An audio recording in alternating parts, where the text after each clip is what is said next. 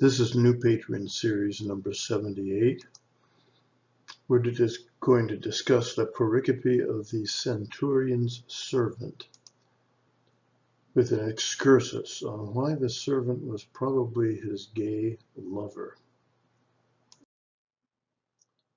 Now, what are the sources and how do they differ? In Matthew 8:5 through 13, we find when Jesus had entered Capernaum, a centurion came to him asking for help. Lord, he said, my servant lies at home paralyzed and in terrible suffering. Jesus said to him, I will go and heal him. The centurion replied, Lord, I do not deserve to have you come under my roof, but just say the word and my servant will be healed.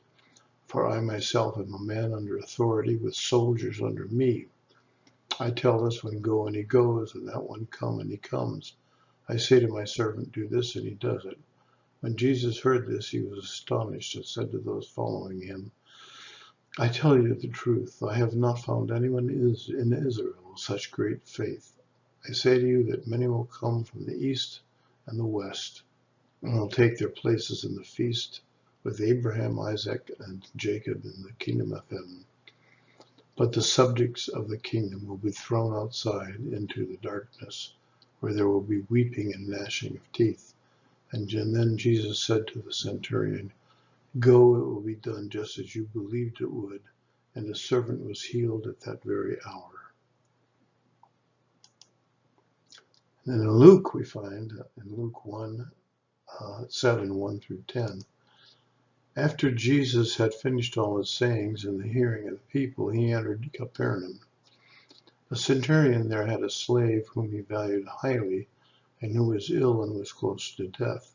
When he heard about Jesus, he sent some Jewish elders to him, asking him to come and heal his slave. And when they had come to Jesus, they appealed to him earnestly, saying, he is worthy to have you do this for him, for he loves our people, and it is he who built our synagogue for us. And Jesus went with them, but when he was not far from the house, the centurion sent his friends to say to him, Lord, do not trouble yourself, for I am not worthy to have you come under my roof. Therefore I did not presume to come to you, but only to speak the word. Only speak the word, and let my servant be healed. For I also am a man set under authority, with soldiers under me, and I say to one, go, and he goes, and to another, come, and he comes, and to my slave, do this, and the slave does it. When Jesus heard this, he was amazed at him, and turning to the crowd following him, he said, I tell you, not even in Israel have I found such faith. When those who had been sent returned to the house, they found the slave in good health.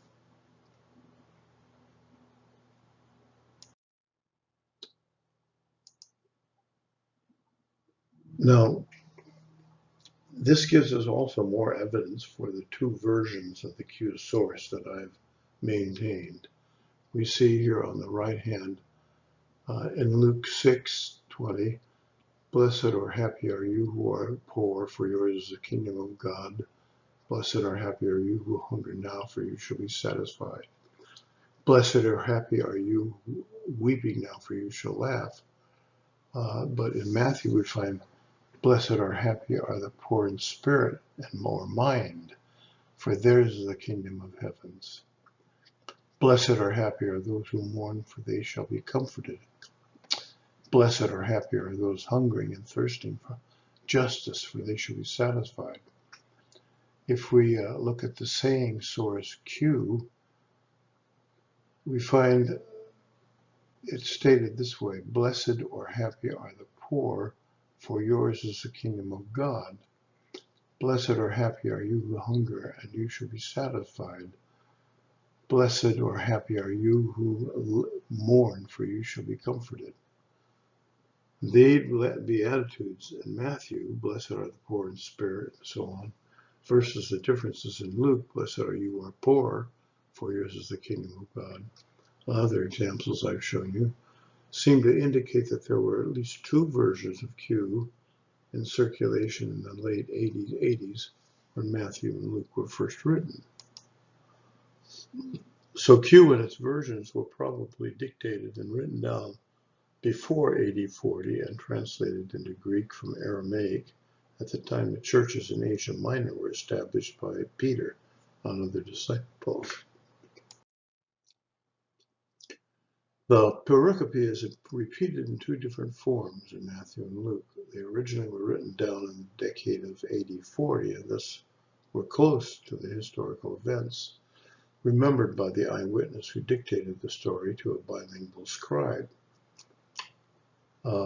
Eric Kopich says, my research has shown that Jesus' miraculous healing of the centurion's slave is grounded in historical fact, that the slave was not a son or just a slave of the centurion, but his sexual partner, and that after Jesus healed the slave with a full understanding that he was in a physical relationship with his master, the centurion.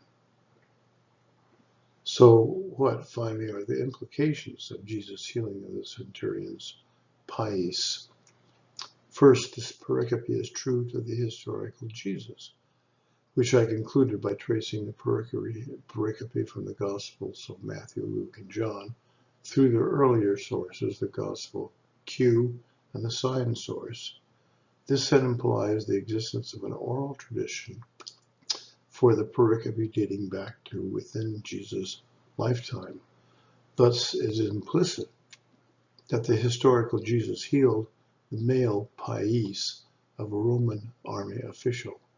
Second, as revealed by the evidence for the socio-cultural context of the first century Roman Empire, Jesus would have understood that the pais was a slave. We find this in HTTPS, Mines, Wisconsin, Edu, Bitstream handle, etc., as shown below. Now, there's obviously much evidence against the authenticity of this statement because people have been opposed to the idea that Yeshua would have supported gay marriage and all kinds of other activities because Christianity has been homophobic for ages. The gay revisionist interpretation of these stories, of the centurion, for example, is of course unfounded in the biblical text for numerous reasons. So some of these might include, though Plato and some others, among them Thucydides, Eupolis, Aeschines, Callimachus, and Plutarch, in secular history may have used the term pais, quote, on a few occasions to refer to beloved or same-sex lover. Note that their uses do not all indicate a homosexual use. What is at stake here is how the Bible uses the term pais. In reviewing numerous Greek lexicons, including Bauer, Liddell, and Scott, Mounce, Spicu, Thayer, etc., and various concordances, dictionaries, including Kittel, Strong's, Vins, Vines, and Young's, and so on, not a single one refers to a homosexual relationship. Of the 24 uses of pais in the Greek New Testament, unless these closely related stories are the exception, it's never used of a homosexual relationship. In Luke 7:2, the doctor uses doulos, slave, to refer to the centurion's servant, and in Luke 7:7, he uses the term pais, boy, to refer to the same person. So the words are being used interchangeably. Compare Matthew 8:9, which uses doulos, servant. Clearly, the meaning then is a young servant. Though related to number one that I've quoted above, we need to reemphasize there's no possible way pais could mean a homosexual in Matthew and these following places that I've referenced here below in Matthew and Luke and John, Acts. And in Leviticus 18 and 20 are Old Testament laws regarding homosexuality.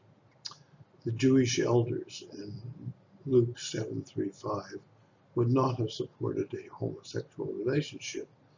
The elders of the Jews would not have been pleading the centurion's case had he been a homosexual. Rather, they would have seen to his punishment. So all this is these are reasons adduced by J.R. Nally Jr. in this reference I've given you below. So we have to ask, was the servant really his gay lover? And we look at the term in Matthew, ha pais mu,